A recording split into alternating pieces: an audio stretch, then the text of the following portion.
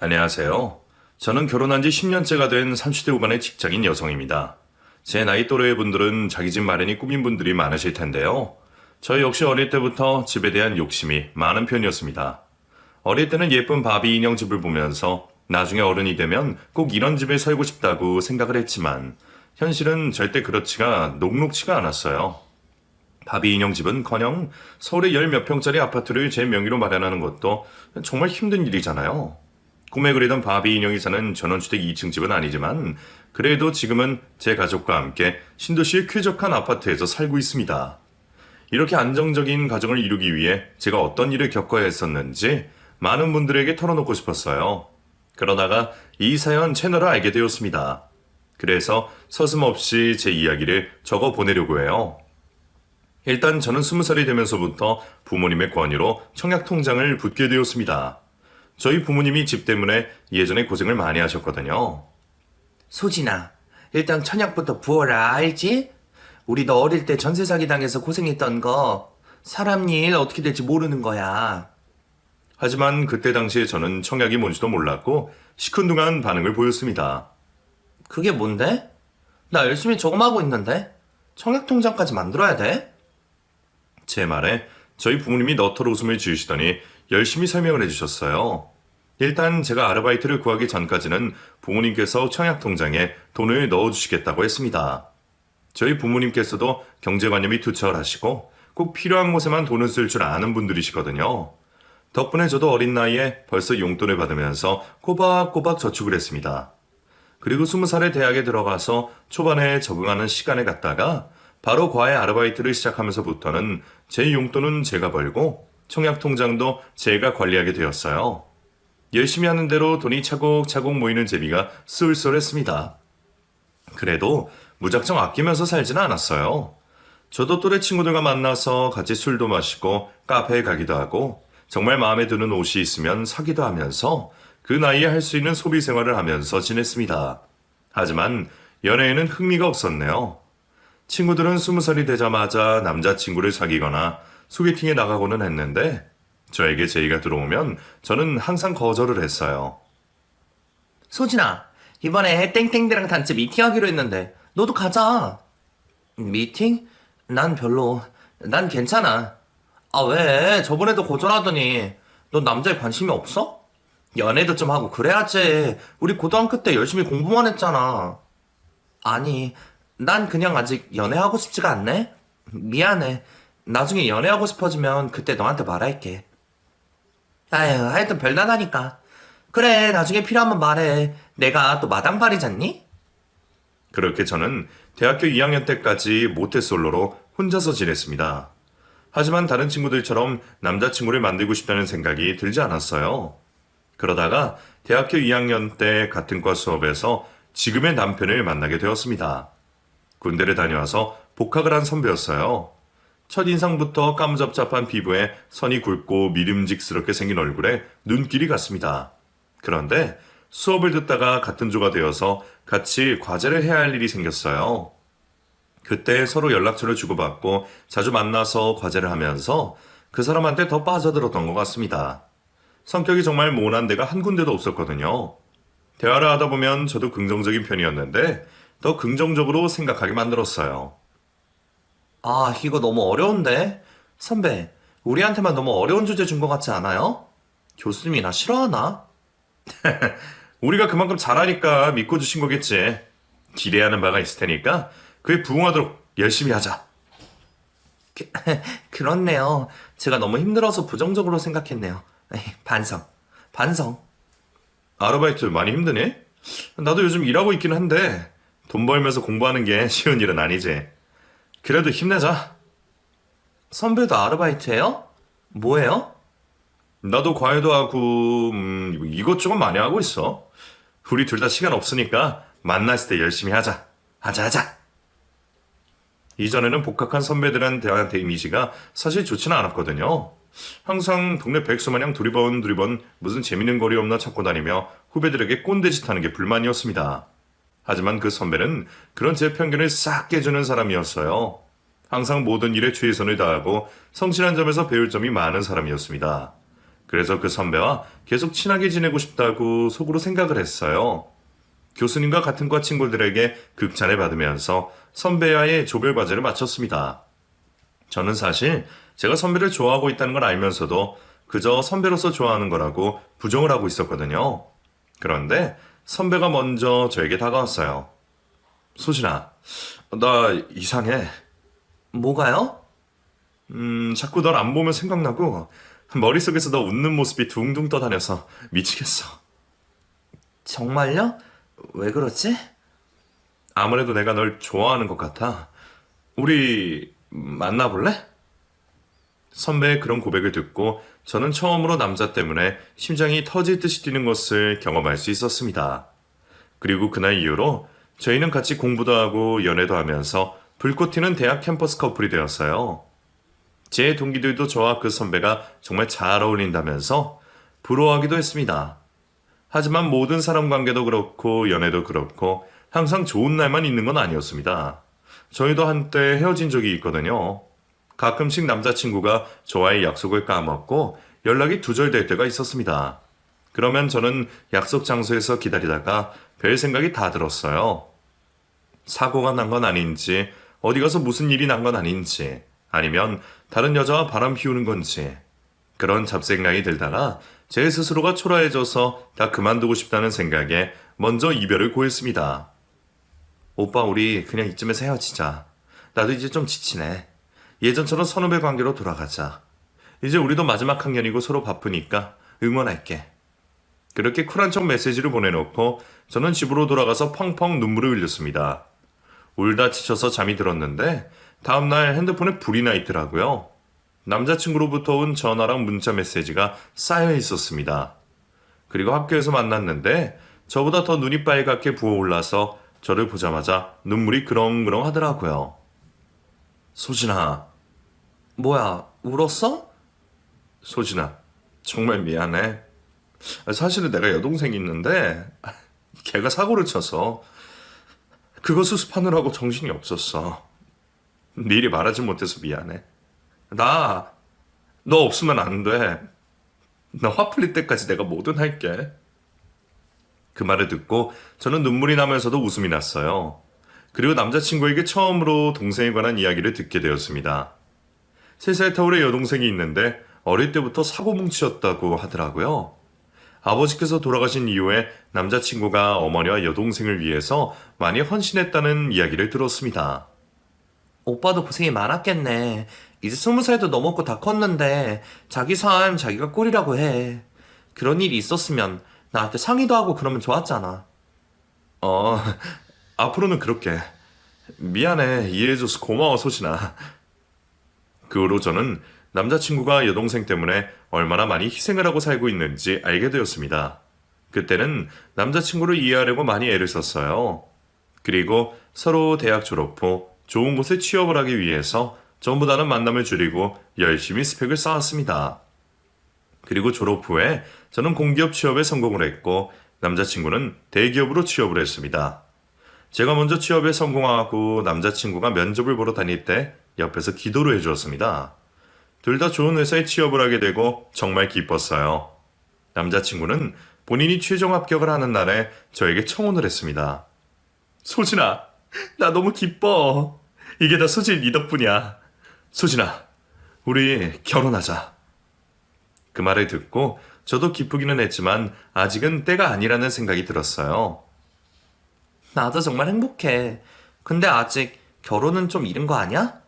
우리 조금 더 회사에 적응하고 몇 년 후에 안정되면 그때 하는 게 어때?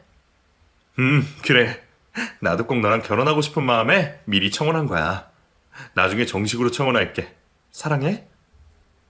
그렇게 저희는 취업을 한 후에도 다투는 일 없이 서로를 응원하면서 건강한 연애를 했습니다. 그렇게 취업 후에 저희가 함께할 미래를 위해서 각자 적금도 열심히 붓고 청약도 꾸준히 했습니다. 남자친구와 연애를 하면서 조금씩 결혼 계획을 세우기도 했어요. 제 나이 28이나 9쯤에 결혼식을 올리기로 했거든요. 서로에 대한 믿음과 사랑이 확실했기 때문에 가능한 일이었다고 생각합니다. 그리고 결국에는 정말로 제 나이 29에 서로 반지를 주고받으며 결혼을 하고 함께 살기로 했어요. 결혼을 하기로 하고 처음으로 시어머니와 신우를 만난 자리를 잊을 수가 없네요. 시어머니는 작은 카페를 운영 중이었고 신우와 함께 일을 하고 있었습니다. 그래, 둘이 결혼하는 건 축하해. 근데 우리 아들도 대기업 다니고 너도 괜찮은 회사 다닌다고 들었는데 맞지? 네, 어머니. 나는 카페 운영하는 것도 버거워서 우리 아들은 평생 자기 할 건 자기가 알아서 하고 살았거든? 결혼 비용은 둘이서 알아서 해. 난 골치 아파서 그런 건 몰라. 상견례도 그냥 하지 말자. 그 말을 듣는데 조금 황당하더라고요. 아무리 그래도 상견례는 해야 되는 거 아닌가요? 결혼이라는 게 둘이서만 하는 건 아니잖아요. 가족끼리의 만남이기도 한 건데. 그 말에 제가 아무 대답을 못하고 있자 남자친구가 옆에서 말했어요.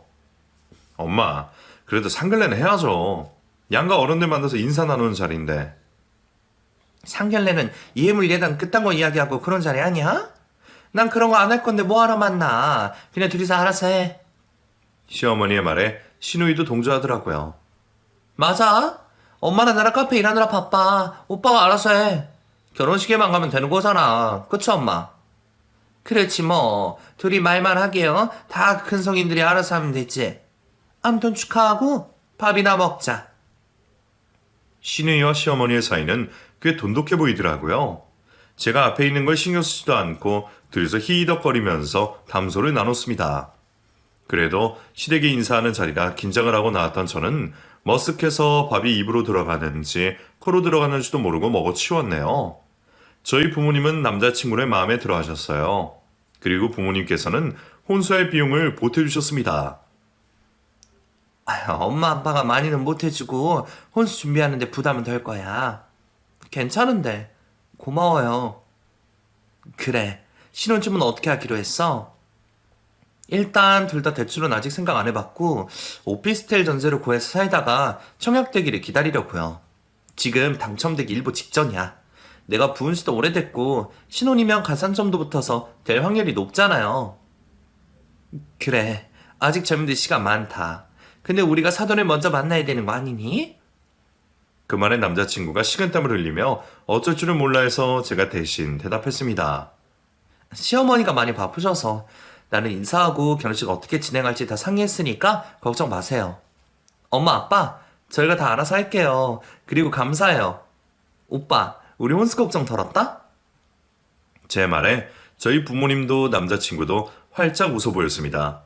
그리고 저희는 차근차근 결혼 준비를 하고 제 나이 30이 되기 전 가을에 결혼식을 올렸어요. 첫사랑과 결혼까지 하게 되니 감회가 새롭고 정말 잘 살고 싶다는 마음이었습니다. 그런데 결혼식에서도 시모와 신우는 상식 밖의 행동을 하더라고요. 자리를 지키지도 않고 둘이서 본인들 아는 하객들과 수다를 떨고 저희 부모님과 인사도 제대로 나누지 않았다고 했습니다. 저희 엄마가 참다가 불쾌하셨는지 신부 대기실에 들어오셔서 한 말씀 하시더라고요. 소진아, 네 시어머니 사람이 좀 특이하다. 너 알고 있었어? 어? 왜 엄마? 아니, 내가 눈 마주치고 가서 인사 좀 하려고 하는데 날 보고도 본체만체 하더니 자기들 하객이랑 수다를 떨러 가는 거야. 내가 민망해서 얼굴까지 빨개지더라. 아, 그랬어? 아, 나 잘 모르겠어. 좀 자유분방한 분인 것 같기는 해. 엄마, 그냥 신경 쓰지 마. 어떻게 신경을 안 써? 그래도 우리 딸 남편 엄마인데. 아무튼 그렇게 결혼식을 치르고 난 후에 남편과 저는 알콩달콩 신혼생활을 시작했습니다. 그런데 결혼 전에는 저희 결혼에 아무 관심도 없는 시어머니와 신우가 은근히 저를 쪼기 시작했어요. 너 인사 안 오니? 네? 결혼하고 신혼여행 다녀왔으면 인사 좀 와야 될 거 아니야. 아, 가려고 했는데 오빠가 어머니 바쁘다고 하셔서. 바쁘긴. 선물 같은 거 안 사왔어? 아유, 애가 진짜 미련한 거야. 뭐야? 그 말을 듣는데 갑자기 심장이 덜컥 내려앉더라고요. 아, 선물 사왔어요, 어머니. 오늘 퇴근 후에 뵈러 갈게요. 그래, 알았어. 선물을 들고 가서도 음식 하나 준비해두지도 않은 시모와 신우가 선물이 명품이 아니라고 핀잔하는 소리를 들어야 했습니다. 알게 모르게 스트레스를 받게 되더라고요. 남편이 그나마 옆에서 두 사람에게 한 소리를 해주고 저를 위로해줘서 다행이었죠. 그리고 저는 결혼 5개월 만에 아이를 임신하게 되었습니다. 오빠, 나 임신 5주 차래. 뭐? 수진아, 진짜야? 너 뭐 먹고 싶은 건 없어? 몸은 어때? 괜찮아.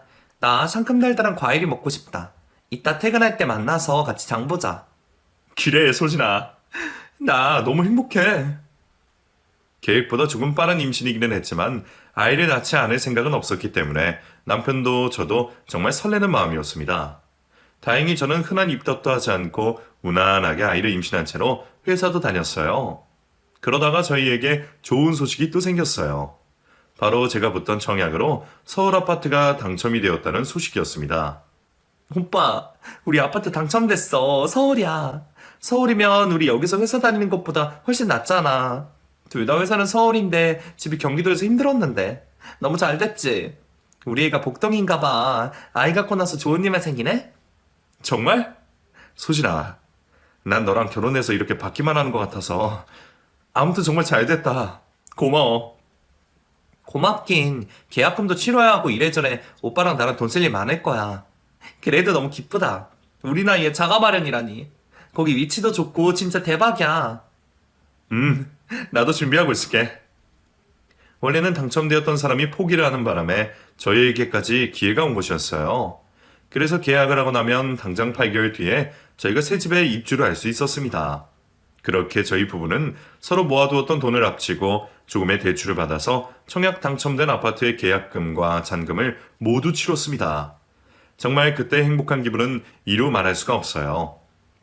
그렇게 임신을 하고 5개월 차에 접어들 때쯤이었어요. 그날은 연차를 내고 집에서 쉬고 있었거든요. 어떻게 알았는지 시어머니가 저에게 전화를 했습니다. 너 오늘 바쁘니? 아니요. 오늘 회사 안 가서 집에서 쉬고 있었어요. 그래?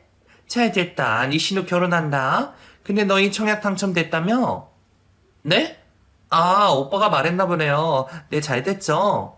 너무 잘 됐다. 네 신우 한 달 뒤에 결혼식 올리면 살 곳이 없었거든. 그 집에서 신혼 살림하면 딱이겠다. 그 말을 듣는데 머리가 어지러워서 정말 쓰러질 뻔했습니다. 그게 무슨 말도 안 되는 소리인지 제가 제대로 들은 게 맞는지 혼란스러웠습니다. 어머니, 방금 뭐라고 하셨어요? 얘가 임신하더니 걔가 어떻게 됐나? 너희 청약 아파트 그거 우리 혜진이 주면 되겠다고. 신혼집으로 딱이잖니? 혜진이 남편이 작게 사업을 해. 아직은 스타트업이라서 수익은 못 내고 있는데 금방 수익 날 거야. 그때까지만 그 집에서 살게 해줘라. 우리도 고생 마쳐야 되지 않겠니? 시어머니의 말에 저는 심장이 너무 빠르게 뛰고 온몸이 벌벌 떨려서 입이 열리지 않았습니다. 그렇게 시어머니는 말도 안 되는 소리를 하고 전화를 끊어버렸어요.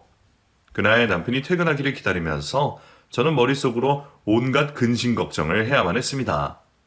퇴근 후에 남편은 제 상태를 알아차리고 깜짝 놀라서 물었어요. 소진아, 오늘 쉰다더니 너 안색이 왜 그래? 힘들어? 오빠, 오늘 어머님이 전화를 했는데 웬일로 전화를 다 하셨대? 근데 우리 청약 아파트 그거 아가씨 신혼집으로 쓰겠대. 그 이야기 들은 적 있어? 뭐? 무슨 그런 말도 안 되는 어이가 없네. 참네. 신경 쓰지 마. 됐다 그래. 내가 언제까지 혜진이 뒤치다거리하고 살아야 돼? 그건 네가 힘들게 열심히 보수된 건데 그걸 왜? 그러니까 말이야. 나 지금 너무 어처구니가 없어. 머리가 띵해. 걱정 마. 내가 엄마랑 혜진이한테 절대 안 된다고 못 박아 놓을게. 소진아, 미안해. 남편은 그렇게 말하고 방으로 들어가서 시어머니와 통화를 하며 언성을 높였습니다. 엄마, 그게 말이 돼요? 절대 안 되니까 꿈에도 꾸지 마세요.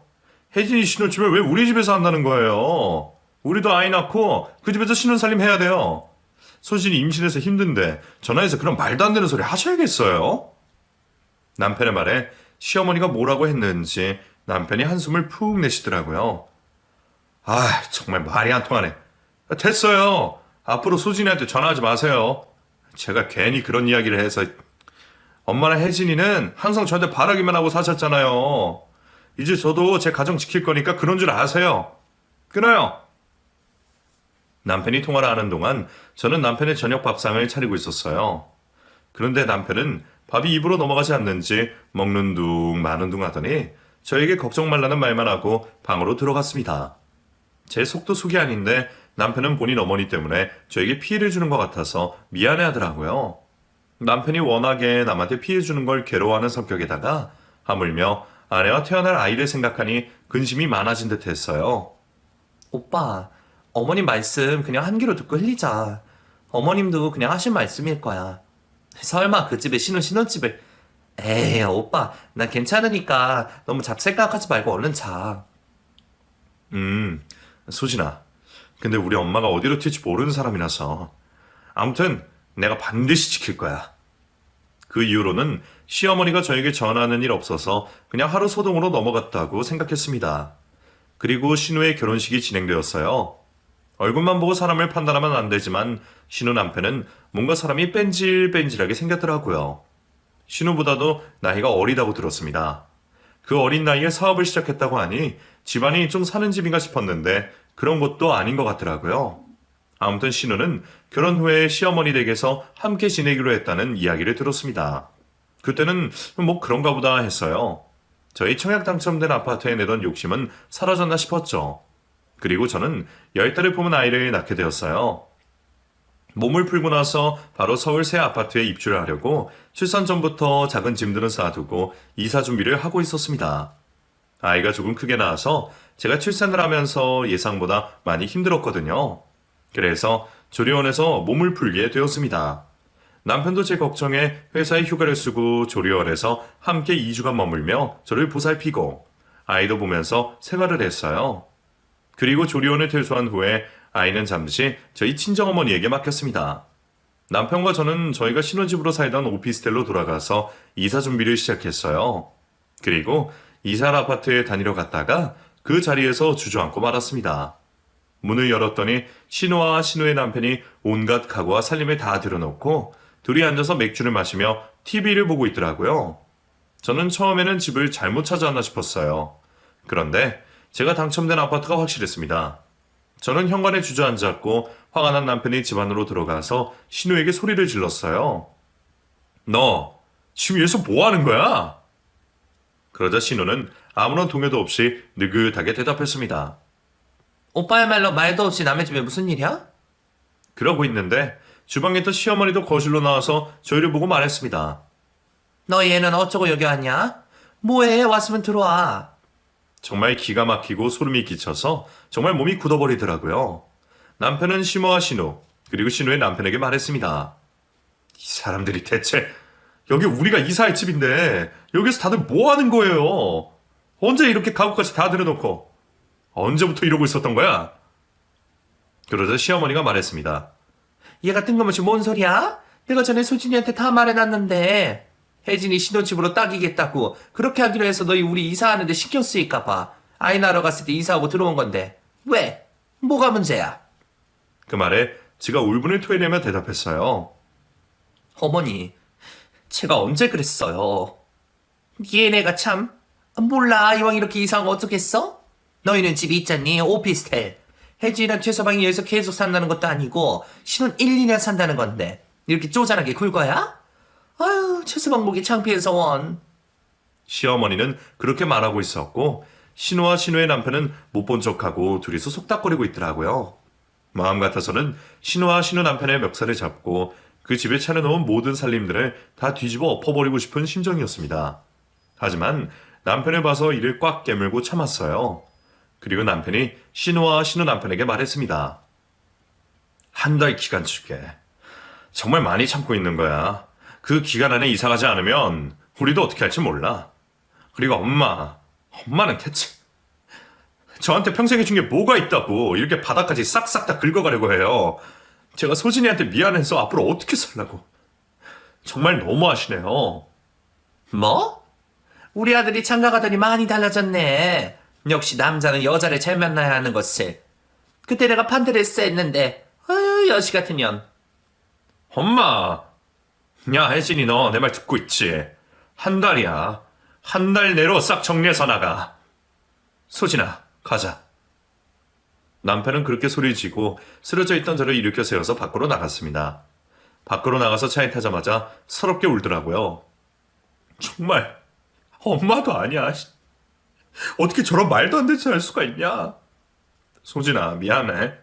나도 저렇게까지 할 줄은 정말 몰랐어. 남편이 너무 안 됐어서 저는 남편을 먼저 위로해줘야 했어요. 당신 말대로 어머니 정말 너무하시네. 어디로 튈지 모르는 분이라고는 해도 이건 말도 안 되잖아. 남의 집에 저렇게 아무렇지도 않게. 난 괜찮아. 한 달 기간 줬으니까 그 기간 내에 이사 가겠지. 설마 하니 계속 버티지는 않을 거야. 걱정 마. 한 달 동안 저는 육아휴직을 쓰면서 오피스텔에서 제 아이를 돌보고 있었습니다. 평소에 두통이 하나도 없던 저였는데 당시에는 시댁 생각만 해도 머리가 지끈지끈거려서 일부러 생각을 하지 않으려고 했어요. 한 달 뒤에는 내 집으로 갈 수 있겠거니 그렇게 믿고 있었습니다. 딱 한 달이 되던 날에 남편이 퇴근 후에 저희 서울 아파트에 다니러 갔다 오겠다고 했어요. 지난주에 이사하겠다고 했으니까 오늘 가서 확인하고 올게. 가셨겠지. 설마 저녁은 먹고 오는 거야? 먹고 갈게. 걱정 말고 있어. 하지만 설마가 사람 잡더라고요. 정말 상식 이하의 사람들이었습니다. 남편은 밤 12시가 다 되어서야 어깨에 힘이 쭉 빠져서 집으로 돌아왔어요. 그리고 저에게 말했습니다. 소진아, 진짜 우리 엄마랑 내 동생 어쩌면 좋냐? 왜? 설마 아직도 안 나간 거야? 나더러 왜 왔냐고 하더라. 정말 미치겠어. 나도 더 이상 못 참아. 오빠도 그 집에서 살고 싶은 거지? 당연하지. 그게 어떻게 생긴 우리 집인데. 그거 명의도 너로 되어 있는 집이잖아. 진짜 미안해, 소진아. 나도 마찬가지야. 그 집 우리 집이잖아. 우리 아들이랑 당신이랑 같이 살 우리 집. 내가 꼭 되찾을 거야. 오빠, 내일 연차 쓰고 시댁 나랑 같이 가자. 그리고 내가 무슨 짓을 해도 다 이해할 수 있지? 나 진짜 엄마랑 혜진이 걔랑 영 끊고 살 거야. 나한테 평생 도움이 안 되는 사람들이야. 가족이기 전에 정말 지긋지긋해. 알았어. 내일 우리 아들 친정 엄마한테 맡기고 같이 가자. 그렇게 저는 그날 아주 이를 갈며 시댁을 아작내기로 결심을 했습니다.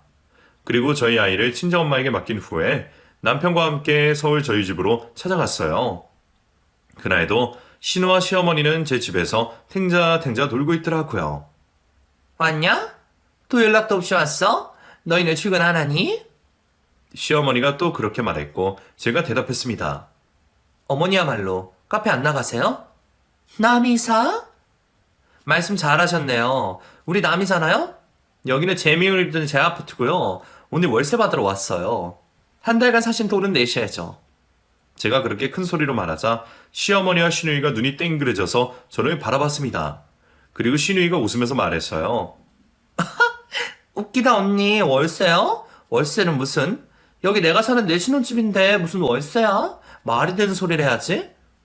아가씨야말로 지금 이 상황이 말이 된다고 생각하는 거예요?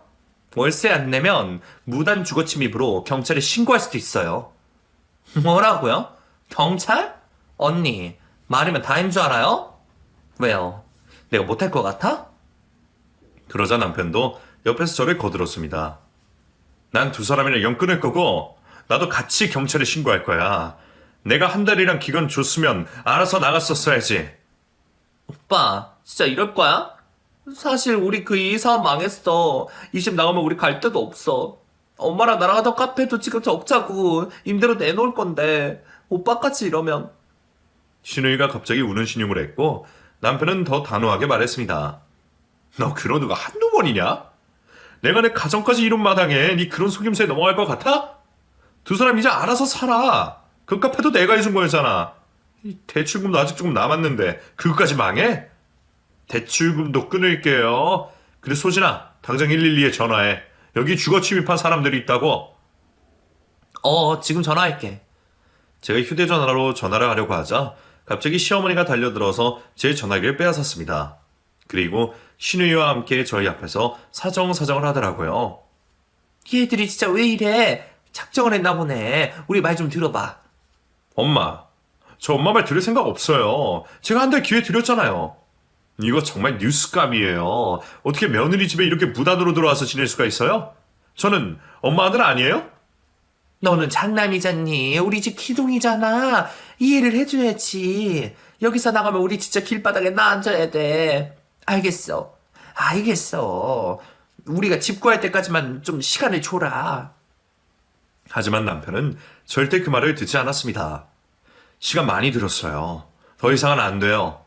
소진아 뭐해? 여기 내 전화로 신고해. 아이고 아들, 알았어. 이번 주 내로 나갈게. 그럼 됐지? 카페 대출금은 계속 내줘야 돼. 우리 진짜 죽어. 생각해 볼게요. 이번 주가 아니라 오늘 당장 이삿짐 센터 불러서 나가세요. 저 여기 이사하는 거 볼 때까지 한 발짝도 안 움직일 테니까. 소진아, 넌 힘드니까 집에 가 있어. 내가 다 해결할게. 남편이 그렇게 말하자 신우이가 제 앞에 다가와서 싹싹 빌었습니다. 언니가 오빠 좀 알려봐요. 오빠가 저런 사람이 아닌데. 언니 미안해요. 우리도 다 사정이. 전 모르겠네요. 신고 안 한 것만으로도 감사하게 생각하세요. 저는 그렇게 말하고 그 집을 나왔습니다. 그리고 다음 날은 주말이었고 남편이 신우가 이사를 하고 있다고 전화를 했어요. 소진아, 지금 이사 중이야. 전에 살던 빌라 아직 안 나가서 거기로 다시 들어가기로 했어. 그래, 알았어. 고생했어, 여보. 내가 가봐야 되는 거 아니야? 아니야. 괜히 오면 머리만 아프지. 걱정 말고 쉬고 있어. 내가 싹 다 정리하고 갈게. 그렇게 남편은 주말 동안 신우가 이사하는 걸 다 지켜본 후에 지친 모습으로 집으로 돌아왔습니다. 갔어? 아주 난리를 피우면서 갔다. 나 이제 진짜 엄마랑 혜진이 걔랑 연 끊고 살기로 했어. 우리 오피스텔 정리하고 바로 이사 나가자. 하지만 저는 왠지 그 집에 살기가 찜찜하더라고요. 제 집이기는 했지만 신우가 살면서 나쁜 기운을 오염시킨 것 같기도 했고 저희 집을 알고 있기 때문에 언제 와서 해코지를 할지도 모른다는 두려움도 있었습니다. 그래서 제가 말했어요. 그냥 우리 그 집 팔고 다른 아파트로 이사 가자. 내가 보니까 서울에 재개발한 동네 아파트 살 수 있겠더라고. 거기가 당신이랑 나랑 다니는 회사랑도 더 가깝고 천천히 정리하자. 고생했네 우리 남편. 고생은 네가 더 마음고생했지. 이제 아무 걱정하지 말자. 알았어. 나도 그 집 들어가기 찜찜했는데 역시 우리 수진이 야무지네. 벌써 그런 걸 다 알아보고. 난 네 말대로 할게. 그렇게 저는 육아휴직 기간 동안 제가 당첨되었던 저의 소중한 첫 자가 아파트를 처분하고 같은 서울 다른 동네에 새로 지어진 아파트를 계약했습니다. 지금에 와서는 오히려 그때 그 결정이 더 잘한 결정이 되었네요. 신우이가 무단으로 들어가서 살던 아파트는 가격이 많이 내려갔는데 제가 새로 산 아파트는 천정부지로 값이 뛰어 올랐거든요. 남편은 그 일이 있은 후부터 시댁과는 연락을 완전히 차단해버렸습니다. 그러자 시어머니가 저에게 전화를 하더라고요. 소진아, 잘 지내니? 그럭저럭 지내고 있어요. 그래? 너 이사 갔다며? 어디로 갔어? 왜요? 또 들어와서 사시게요? 아니 얘는 무슨 말을 그렇게 해. 아들 이사를 갔는데 어디로 갔는지도 모르고 손주도 보고 싶고 하니까. 저도 뭐 알려드릴 생각은 없네요. 용건이 있으셔서 전화하신 거 아니에요? 그게 사실 네 남편, 그러니까 내 아들이 카페 대출금을 안 주고 있어. 내가 어디 돈을 융통할 데가 없어서 너라도 조금 도와주면 안 되겠니? 300만 보내줄 수 없겠어? 부탁할게. 300이요? 어머니, 300이 누구 집 개 이름이에요? 저도 그런 여유 없어요. 오빠가 전화 안 받는 데는 이유가 있겠죠.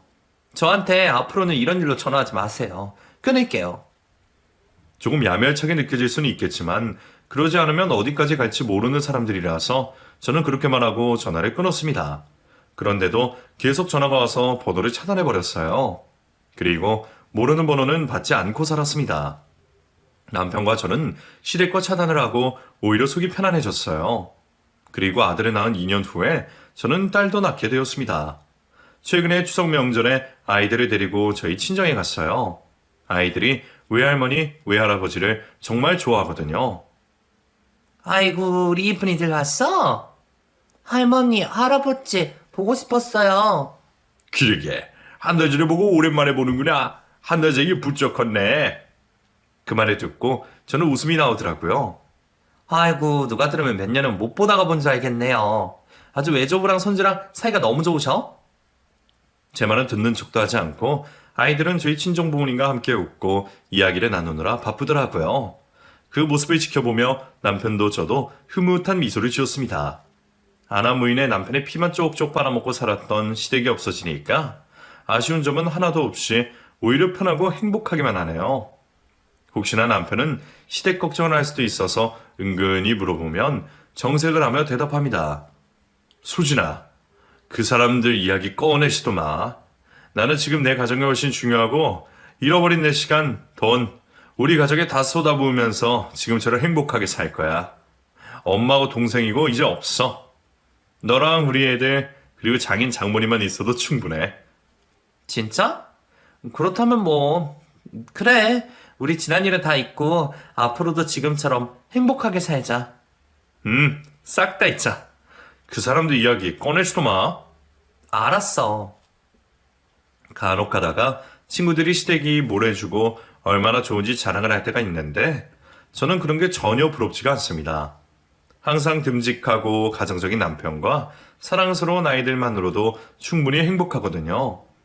지금처럼 남편과 제가 열심히 일하면서 저희 아이들 하고 싶은 공부 다 시켜주면서 건강하게 키우는 것이 저희 부부의 목표입니다. 이런 가정을 꾸리기까지 결혼 초반에 어이없는 신우와 시모 덕에 고생을 좀 했네요. 그 이야기를 여러분에게 털어놓으려고 꺼내보니까 그래도 예전의 고생을 발판으로 지금 더 행복해진 게 아닌가 싶습니다. 제 이야기는 여기까지 할게요. 끝까지 들어주셔서 감사하고 여러분도 가족과 행복하세요.